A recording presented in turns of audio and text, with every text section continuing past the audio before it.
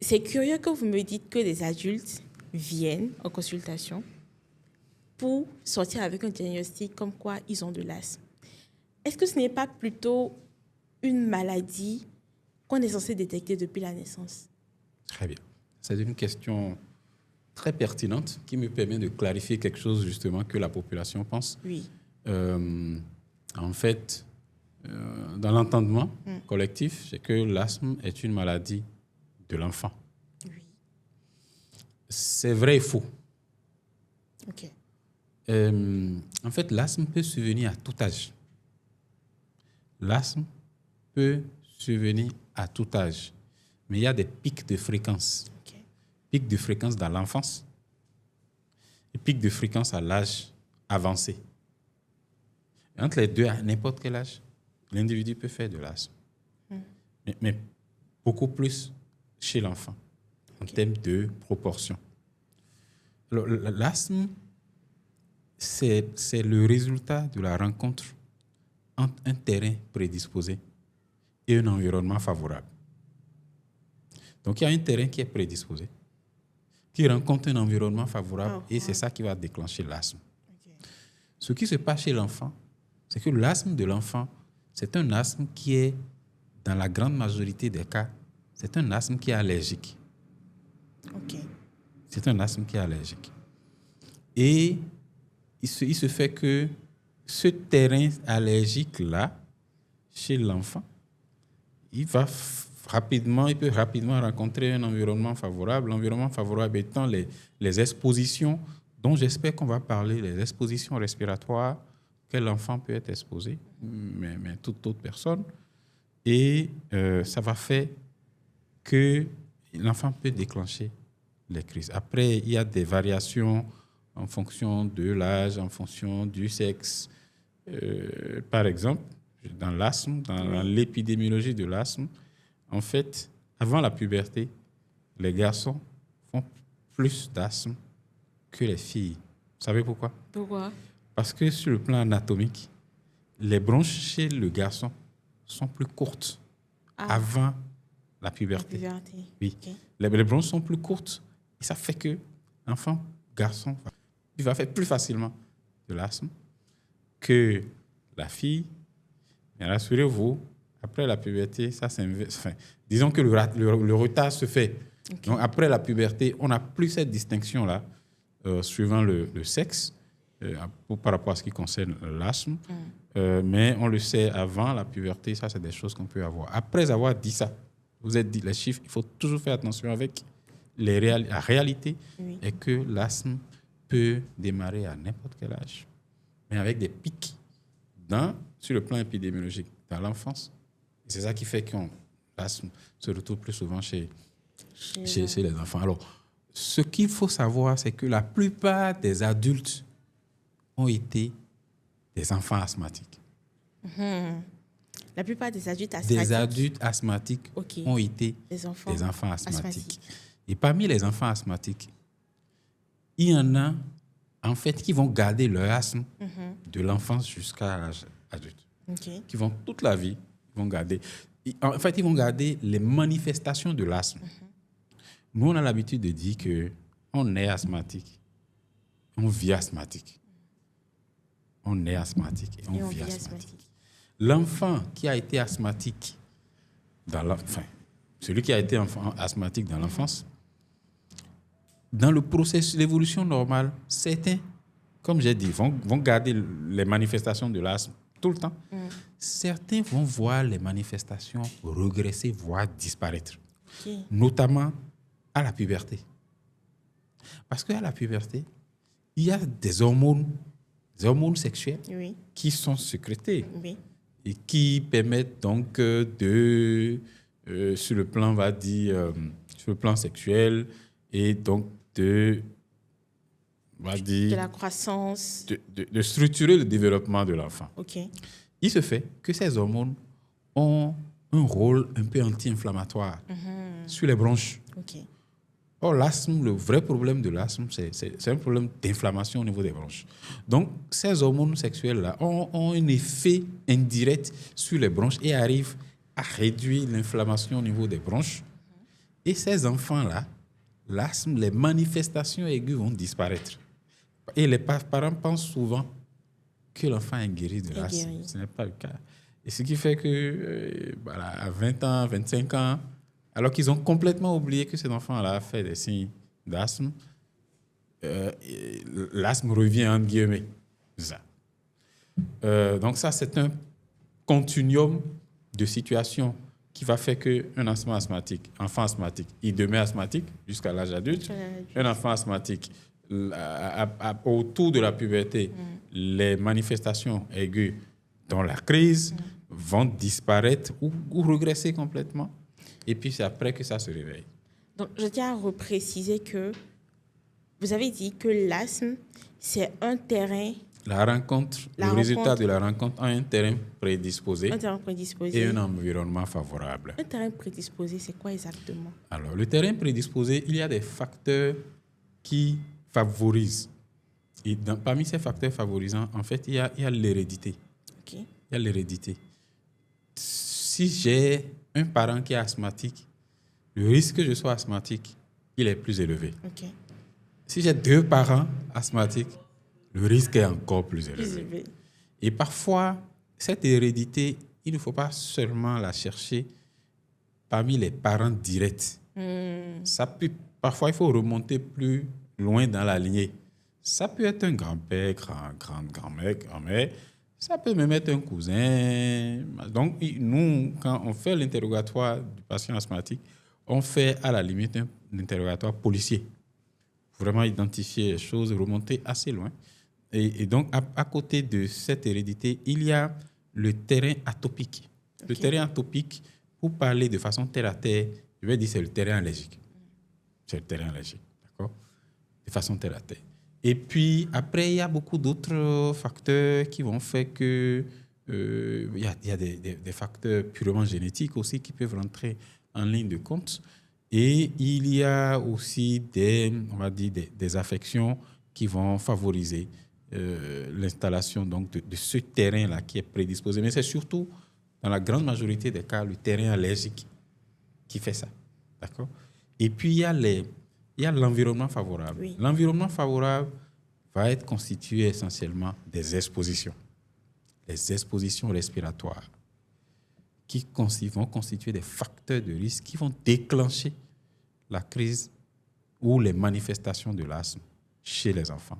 Et parmi ces expositions respiratoires, il y a la pollution atmosphérique. Pollution atmosphérique. Quand je dis pollution atmosphérique, ce n'est pas seulement la pollution atmosphérique de l'air extérieur. Okay. Il y a de la pollution atmosphérique à l'intérieur de nos habitats.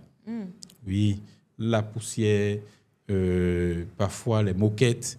Je vous promets, les moquettes, parfois, constituent des nids de petites bestioles, des acariens, donc, qui peuvent véritablement constituer des facteurs de risque qui vont déclencher les manifestations de l'asthme chez l'enfant. Donc, pollution de l'air intérieur, pollution de l'air extérieur. Parlant de la pollution de l'air extérieur, oui. Le poumon, je ne sais pas si vous êtes jamais demandé, bon, là je vais vous taquiner un peu, quelle est la quantité d'air que vous respirez chaque jour? Si vous n'avez jamais posé la question. Je ne suis pas bonne avec les chiffres non plus, mais je ne sais plus. Vous ne savez plus? Alors, par jour. Hein. Alors, revenons sur les chiffres. Je n'ai pas dit que c'est une question d'être bon ou ne pas être bon avec les chiffres. Ok. Je suis, parmi mes nombreuses casquettes, j'ai une spécialité qui manipule les chiffres. Et justement, parce que je manipule les chiffres, je sais ce que les chiffres peuvent dire. Mais il faut connaître les chiffres, c'est très important. Pas pour vous, mais les chiffres sont importants parce qu'on s'appuie sur les chiffres pour prendre des décisions, pour avoir des décisions éclairées et basées sur des preuves. Alors, il faut considérer que chaque jour, nous respirons l'équivalent de 3 à 4 piscines olympiques d'air. Une piscine olympique, c'est autour de 4 000 à 4 500 litres d'eau, mais bon, qu'on peut convertir en volume d'air. Et donc, chaque jour, nous respirons entre 20 000 et 25 000 litres d'air. Je répète, 20 000 et 25 000 litres d'air chaque jour.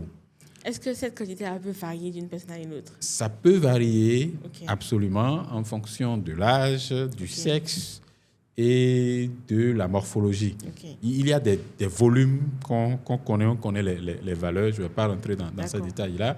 Mais voilà la quantité d'air que nous respirons chaque jour, sans jamais nous interroger sur la qualité de l'air que nous respirons.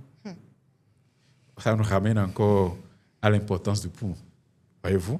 Donc, nous respirons cette quantité d'air à chaque jour et ça peut être véritablement source on va dire, source de risque sur le plan respiratoire.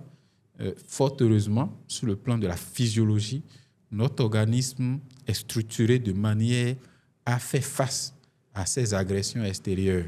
Et les maladies vont s'installer dès lors que les défenses de l'organisme au niveau pulmonaire vont être dépassées. Ok. En fait, classiquement, c'est souvent comme ça. Il y a toujours des moyens, en tout cas au niveau pulmonaire, il y a des moyens de défense qui sont sophistiqués et qui permettent l'air que nous respirons là. On est tous convaincus que c'est rempli d'impuretés, de particules de toutes sortes, Oui, surtout dans notre ville. c'est clair. Bon, je ne vous parle pas de nos amis en maillot. Bon, Ok. je ne donnerai pas la couleur Oui. du maillot. D'accord? Mais en fait, on sait, ça c'est vraiment une parenthèse que je fais, on sait que on est dans un environnement qui est pollué. Heureusement, sur le plan physiologique, les défenses sont là pour nous aider à épurer au fur et à mesure, même quand on est en train de dormir. Et c'est dès lors que ces défenses-là sont dépassées que les maladies pulmonaires vont s'installer. C'est ça. Donc, c'est important que je Oui. parle de cette exposition. Donc, j'ai dit pollution. Mais deuxième type d'exposition, c'est le tabagisme. Le tabagisme. Le tabagisme dans toutes ses formes. Il y a plusieurs formes de tabagisme. Oui, il y a plusieurs formes. Il y a plusieurs formes. Et il y en a une que je veux particulièrement indexer. Ok. C'est la consommation de tabac par la chicha. La chicha. C'est quelque chose, ceux qui s'adonnent à ça, à cause de l'odeur suave, parfois, ça sent bon. Ça donne parfois l'impression que ce n'est pas nocif, que ce n'est pas dangereux. C'est tout le contraire. C'est tout le contraire. Parce que quelqu'un qui se met quelque part et qui fume sa chicha en 1 heure, il a fumé l'équivalent de 100 baguettes de cigarettes, au moins. En 1 heure, c'est l'équivalent de 100 baguettes de cigarettes, au moins.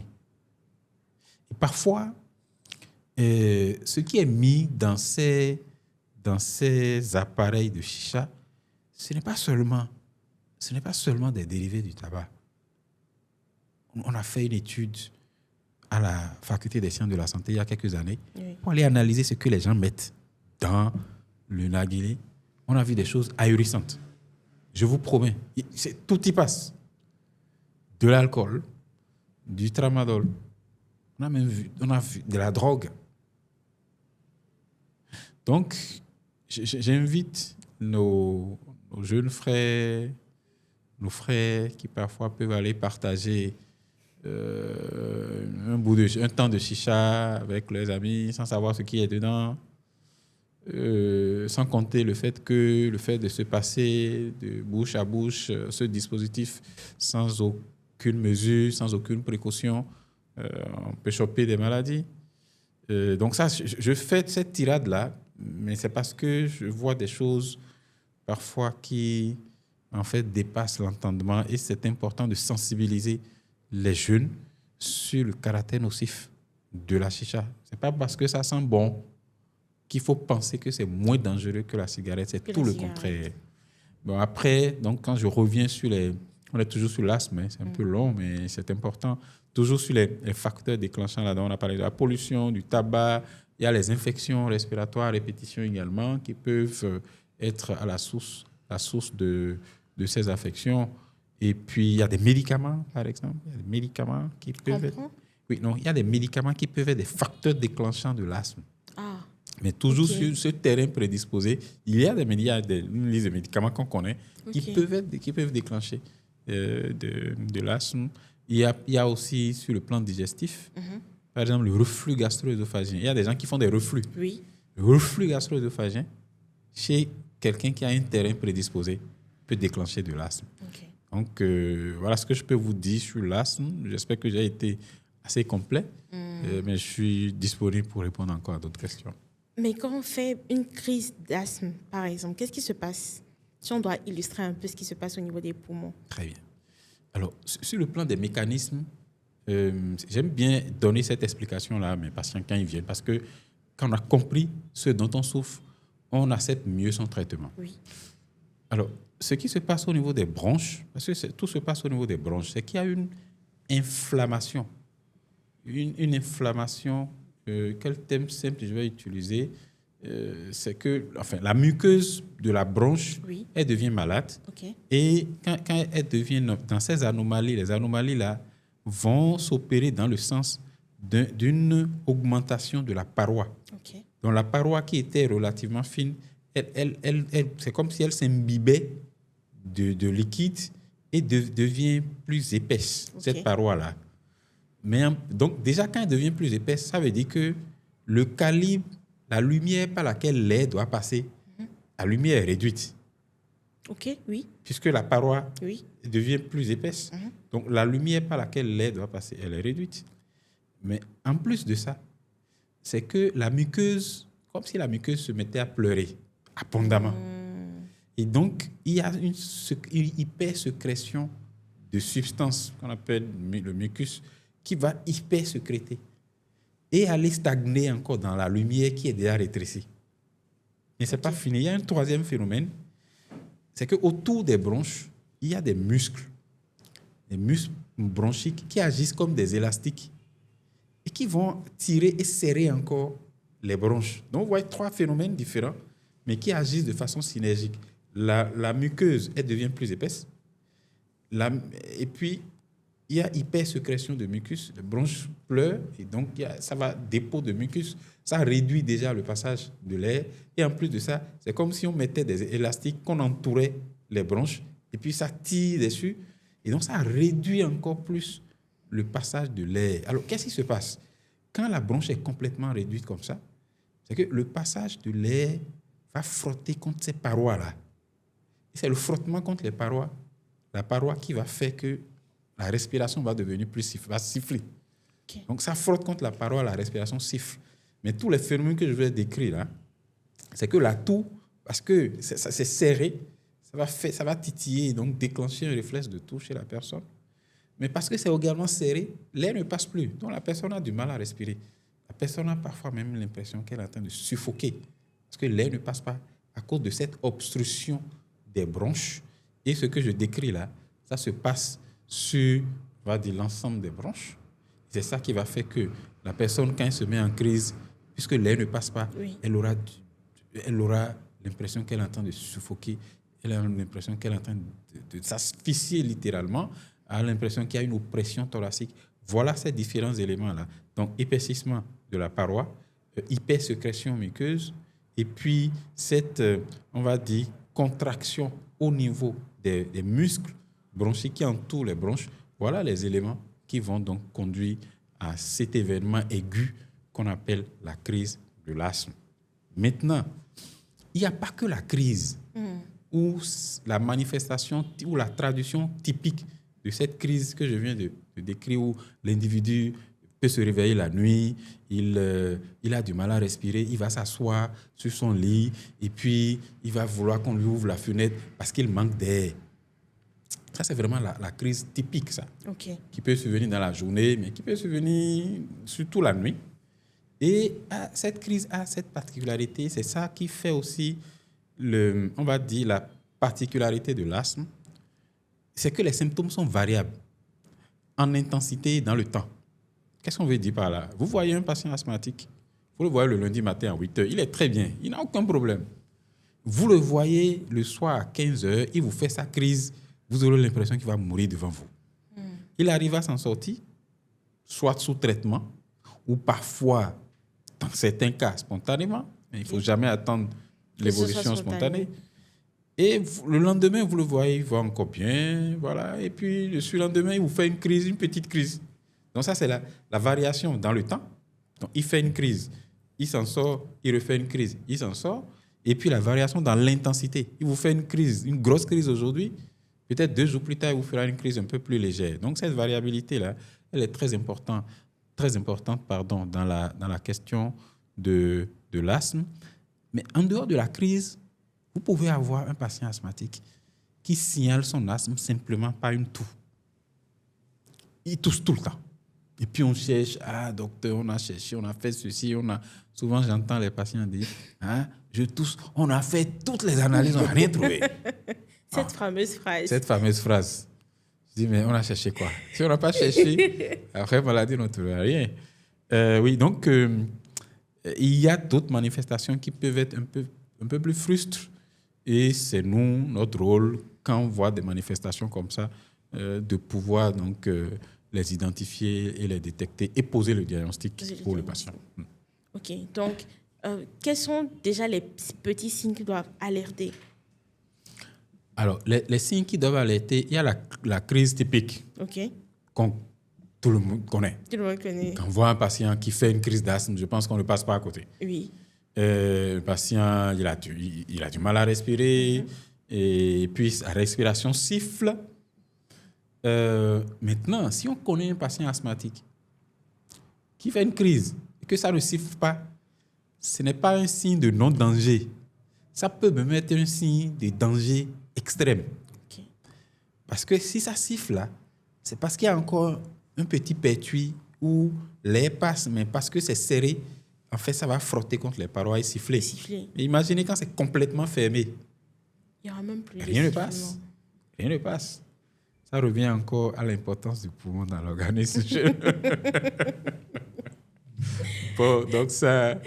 OK. Donc, vous avez parlé également de la toux, une toux qui persiste. Alors, donc ça, c'est pour la crise typique. OK. Mais il y a des formes un peu plus frustrantes. C'est vraiment une toux qui va persister. Et le plus souvent, c'est une toux qui est à recrudescence nocturne. C'est-à-dire qu'elle va s'intensifier dans la nuit. Okay. Et le plus souvent, c'est un peu... Je pourrais vous expliquer pourquoi c'est comme ça, mais ça va être un peu trop technique. On va passer dessus. Okay. Donc, il y a la toux. Il y a aussi des gens qui vont plus rapidement s'essouffler. Par exemple, les enfants, par rapport aux enfants de même âge qui vont être plus rapidement essoufflés, ou bien qui va se plaindre d'une oppression du thorax, comme si on avait mis son thorax dans sa poitrine dans l'enclume, ou bien on est en train d'oppresser vraiment. Okay. Donc ça, c'est des signes qui doivent véritablement alerter. Et il y a un élément important dont je n'ai pas parlé quand je parlais des facteurs déclenchants de l'asthme. Oui. Ce sont toutes les situations au niveau des voies aériennes supérieures, notamment la rhinite ou sinusite. Je voulais en venir aussi. Je sais que vous allez en venir là. Ce sont des facteurs déclenchants très importants, notamment la rhinite. OK. Et nous, on a l'habitude de dire qu'un patient asthmatique qui fait une rhinite, il faut toujours prendre ça avec sérieux. Toujours. Parce que dès que ça démarre au niveau des fosses nasales, chez un patient asthmatique, ça peut facilement descendre au niveau des bronches. Parce que c'est la même muqueuse qui tapisse l'arbre respiratoire depuis les fosses nasales jusqu'au niveau des bronches. Donc, c'est la même muqueuse. Okay. Donc, dès que ça commence en haut, ça peut descendre facilement en bas. Un de mes maîtres a l'habitude de dire que le nez, c'est la partie du poumon qu'on peut toucher avec son doigt. Donc, ça fait partie, plus ou moins, en fait, c'est la même muqueuse. Et donc, un patient asthmatique qui fait une rhinite, il faut prendre cela en charge de façon énergique. Patient asthmatique qui fait une sinusite, il faut prendre cela en charge de façon énergique, véritablement, parce que ça peut prendre des proportions un peu plus dramatiques chez eux. C'est quoi la place de la ventoline dans tout ça? La place de la ventoline. Alors, la ventoline, je ne vais pas utiliser le terme de ventoline, parce que là, c'est un thème, c'est un nom commercial. Oui. C'est le nom connu, la dénomination commune internationale, c'est le salbutamol. OK. Alors, le salbutamol appartient à la famille des bronchodilatateurs. D'accord. c'est des médicaments qui vont dilater les bronches. Si vous vous souvenez des mécanismes que j'ai décrits tantôt, qui en fait aboutissent à, on va dire, à la réduction du calibre. Donc, on va dire, on parle d'obstruction bronchique. OK. Pour aller, on va dire, désobstruer ou bien ouvrir les bronches à nouveau, il faut donner des médicaments qui vont ouvrir les bronches. C'est pour ça qu'on parle de bronchodilatateurs. Donc, il faut donner des bronchodilatateurs. Il y a des bronchodilatateurs de courte durée d'action. Là, quand on les donne, ça marche, on va dire dans les minutes, 5-10 minutes. Et puis, il y a les bronchodilatateurs de longue durée d'action qu'on utilise dans d'autres cas. Et dans la crise, ce qu'il faut utiliser, c'est les bronchodilatateurs en général. C'est vrai que les recommandations ont évolué. Et c'est important que, vraiment, s'il y a des asthmatiques qui sont en train de m'écouter, qu'ils retiennent ce que je veux dire et qu'ils essaient de consulter. En réalité, on a remarqué que les patients asthmatiques qui ne prennent que de la ventoline quand ils font leur crise, à la longue, et eux-mêmes, ils le signalent, à un moment, ils vont dire « Ah, la ventoline ne me marche plus ».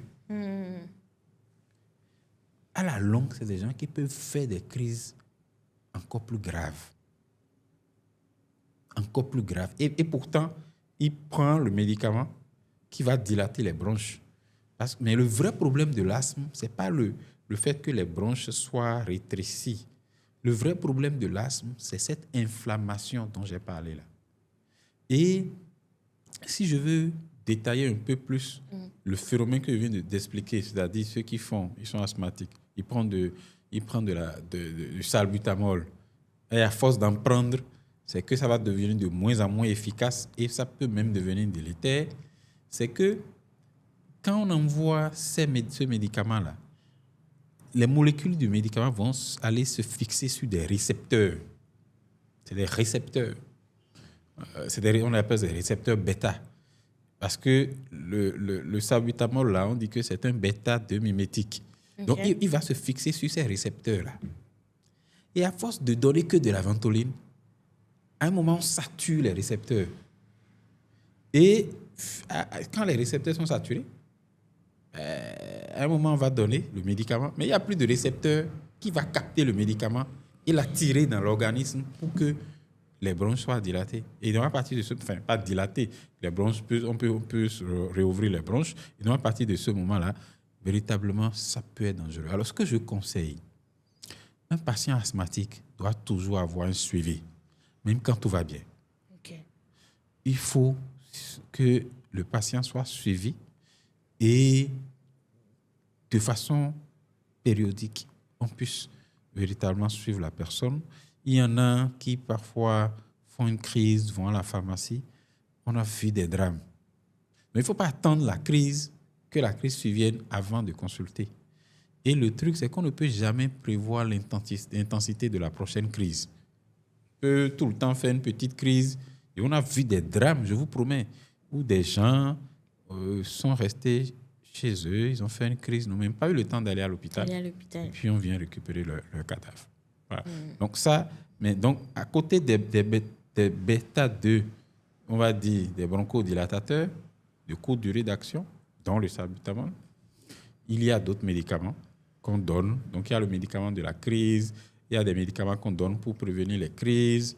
Et quand on a un bon suivi, croyez-moi, le patient asthmatique peut vivre comme toute personne, peut avoir une qualité de vie optimale, peut faire du sport. Il ne faut pas penser que parce qu'on est asthmatique, on ne fait pas du sport. Au contraire, pour les enfants asthmatiques, en réalité, il faut qu'ils fassent du sport. Si leur asthme est bien contrôlé, en réalité, c'est bénéfique pour eux de faire du sport. Et je finirai par rapport à cette affaire de asthmatique et sport. L'asthme ne contre-indique pas le sport, et même le sport de haut niveau. Nous sommes à la... Les dispensés de sport, parce que je suis asthmatique, là, ils ne sont pas d'accord. Hein. Ils ne sont pas d'accord, mais ce n'est pas bon pour l'enfant. Et je peux vous monter une équipe de football composée de grands joueurs internationaux, du gardien de but à l'attaquant. et vous faites une deuxième équipe de réservistes constituée uniquement d'asthmatiques. Ah oui. De grands noms connus. Ah oui. Je ne vais pas donner. Mais de grands noms connus qui sont asthmatiques du gardien de but jusqu'à l'attaquant. Et je peux vous faire encore des réservistes. Je peux vous faire une deuxième équipe de réservistes. Il y a de grands champions de marathon, de sprint qui sont asthmatiques. Et qui ont fait du sport de haut niveau. Donc, l'asthme ne contraint pas le sport, mais il faut que l'asthme soit contrôlé. Et c'est pour ça que j'insiste sur la nécessité d'une prise en charge et d'un suivi des patients. Il faudra avoir un suivi. Oui. OK. Je pense qu'ils ont bien noté. J'espère. En fait, quelle différence entre l'asthme et la sinusite? Alors, l'asthme, ce n'est pas du tout la même chose. L'asthme, j'ai dit, c'est une maladie au niveau des bronches qui va se caractériser par des phénomènes qui vont induire donc, cette obstruction bronchique que j'ai décrite tantôt. Oui. Et qui va se manifester par les symptômes qui sont variables en intensité dans le temps, la toux, l'oppression thoracique, la dyspnée et la respiration sifflante. Ça, c'est l'asthme. Okay. La sinusite, en fait, c'est une inflammation au niveau de certains canaux qui se trouvent dans le crâne, en fait. Et ces canaux-là, en fait, c'est des conduits. C'est un peu comme si ça permettait d'aérer un peu la tête. Et qui sont là, qui ont leur rôle à jouer et qui parfois trouvent en fait, ces canaux-là sont conduits au niveau des voies aériennes supérieures, notamment les fosses nasales. Okay. Et ces conduits-là peuvent être le siège d'inflammation.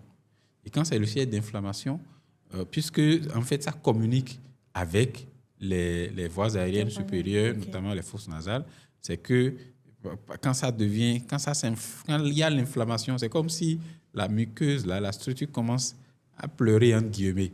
Donc, ça va rejeter des sécrétions que l'individu fera sortir par les fosses nasales. Et comme je vous ai dit, tout ce qui touche les voies aériennes supérieures chez l'asthmatique, ça peut plus facilement descendre et déclencher donc une manifestation aiguë de son asthme. C'est pour ça que ce soit rhinite, que ce soit une sinusite, eh bien, c'est des choses qu'il faut prendre très au sérieux chez un patient qui est asthmatique. OK. Est-ce que ça veut dire que si la personne a la sinusite simplement, elle peut se prélasser et essayer de se traiter à sa façon et tout ça, pas forcément besoin d'aller chercher du suivi, quoi? Alors, je pense pas qu'il y ait une maladie, surtout les maladies chroniques, qui durent dans le temps, pour laquelle il faut se prélasser et se gérer soi-même. C'est pas conseillé du tout. Okay. C'est pas conseillé. Il faut toujours se rapprocher d'un médecin qui va faire la part des choses. Il n'est pas dit que le patient va être hospitalisé ou va avoir des soins qui sont très coûteux, mais le bilan est important. Enfin, le bilan, il faut donc évaluer le tableau de l'individu, de la personne, poser le bon diagnostic et pouvoir traiter. Donc, il faut jamais se prélasser comme ça. OK. Mais la sinusite, là, moi, j'ai vu, il y a des gens qui disent de prendre le chou, d'écraser, et que de mettre le sucre dans les fosses nasales, des trucs comme ça. Est-ce que ça aide vraiment? Alors, c'est vrai qu'il y a beaucoup de recettes de grand-mère que je dois avouer que je ne maîtrise pas beaucoup. OK. Je ne peux parler que de choses que je maîtrise. Mais parfois, il faut faire attention à ces recettes de grand-mère. Je vais revenir sur l'asthme. Oui. Les recettes de grand-mère, c'était une recette de grand-mère. Je vous en donne deux. Et vous me direz si vous pensez que c'est logique. OK. Bon. La première recette, qui ne vient pas de moi, je ne le conseille pas du tout aux gens de le faire, mais c'est ce que parfois certains patients nous rapportent. Première recette, c'est de recueillir l'eau du climatiseur et de faire boire à la personne. Parce que vous avez, de façon intuitive, là, vous dites que ça peut avoir un effet. Bon. L'eau du climatiseur. L'eau du climatiseur, oui. Voilà, on en voit ça, on en voit. Mais deuxième, qui pour moi est plus dangereuse, oui, c'est que on dit d'aller récupérer des rats. Oui, je dis bien rats. Qu'il faut récupérer. Et les fumer. D'accord? Écraser. Et la poudre, fait laper la poudre à un asthmatique, vous pensez que ça peut guérir de l'asthme? Est-ce que de façon intuitive, Pourquoi? vous pensez que... Voilà. Donc, C'est voilà. la première fois que j'entends Ah, ça. c'est la première fois. Ben, écoutez, enseignez-vous. C'est des choses qu'on entend chez les patients. Waouh. Et vous êtes d'accord avec moi, on n'a pas besoin d'être médecin Oui. pour se dire que, bon, hein, cette recette de grand-mère-là, elle n'a pas l'air d'être une bonne recette de grand-mère. Et parfois, on a des choses comme ça. Et bon, moi, ce que je dis, je ne dis pas que j'ai la science infuse, que je connais tout ce qu'il faut. Il y a certainement de bonnes pratiques dans la pharmacopée que je ne maîtrise pas. Je reconnais vraiment mon ignorance par rapport à ça. Je suis disposé à apprendre. Mais pour ce que je maîtrise, je sais que je sais bien gérer un patient asthmatique et que normalement, quand le patient est bien géré, il peut avoir une qualité de vie optimale comme n'importe qui, les autres qui n'ont pas d'asthme. Quoi qu'il en soit, quand on commence à sentir qu'il y a quelque chose, il faut aller se faire consulter, il faut se faire suivre. C'est important, surtout pour une maladie comme l'asthme, où moi je dis aujourd'hui que tout décès lié à l'asthme est un décès évitable. Absolument évitable. Absolument évitable. Malheureusement, il arrive encore des cas de sujets jeunes qui, parce qu'ils n'ont pas de suivi, ils n'ont pas été pris en charge, ils font une crise fatale et les mécanismes que je viens de vous ai décrits tantôt, mais dès que ça se ferme, l'air ne passe plus. Oui, tout de suite. Si l'air ne passe plus, ben, il n'y a plus rien. Mais c'est quoi le réflexe tout de suite quand on constate qu'il y a ça? Alors, le réflexe, quand on constate qu'il y a ça, c'est que bon, quand on est bien suivi, déjà, en fait, on a un plan d'action. ok. On ne dit pas que quelqu'un qui est bien suivi ne fera pas de crise d'asthme, mais c'est qu'il a un plan d'action et il sait déjà exactement ce qu'il va faire à domicile. Ok. Et c'est quand ça ne passe pas qu'il va se porter vers la structure sanitaire qui s'occupe de lui. Mais dans tous les cas, si quelqu'un se sait asthmatique, c'est qu'il lui faut un traitement de secours pour pouvoir, on va dire, réouvrir les bronches quand il se met en crise. C'est vrai que c'est le salbutamol qui est utilisé. Oui. Maintenant, je vous ai dit que les recommandations ont évolué, mais au moins avoir ça à domicile pour pouvoir donc déboucher en attendant donc de pouvoir aller à l'hôpital pour se faire prendre en charge.